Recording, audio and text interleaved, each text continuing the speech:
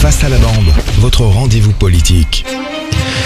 Maxime Lenné, vous êtes député La France Insoumise de la 10e circonscription de Seine-et-Marne. Merci d'avoir accepté notre invitation. Refuser d'appeler au calme comme l'a fait Jean-Luc Mélenchon, est-ce que c'est pas justement appeler un peu au désordre finalement, sans le dire, Maxime Lenné?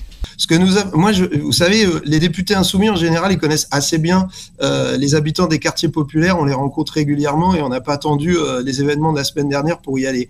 Et moi, ce que j'ai entendu de leur part, c'est à la fois qu'ils souhaitaient le retour au calme, et forcément on le souhaite avec elles et avec eux, mais aussi qu'on entende le mépris et la colère qui s'expriment, parce que c'est des gens qui se sentent complètement abandonnés, complètement méprisés. Sur les questions du logement, il faut voir les conditions dans lesquelles on vit dans les logements sociaux,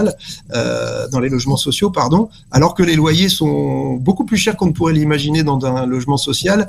Les charges explosent, et quand vous avez des travaux à faire, on vous répond jamais, ou on vous envoie quelqu'un qui sait pas travailler et qui fait un coup de peinture, et la semaine d'après il faudrait repasser. Donc il y a un sentiment de mépris qui est quand même assez important dans les quartiers populaires et qu'il va falloir entendre, quoi. Maxime Lenné, sur toujours les émeutes, il y a le grand sujet, c'est la police. Est-ce que la police française aujourd'hui elle est raciste selon vous? On peut pas mettre tous les policiers dans le même panier, c'est sûrement pas quelque chose que je ferais. Par contre, ce qui est sûr, c'est qu'il y a du racisme dans la société, malheureusement, dans l'ensemble de la société, et il y en a dans la police, et ça se traduit dans certaines pratiques policières, oui, ça c'est sûr.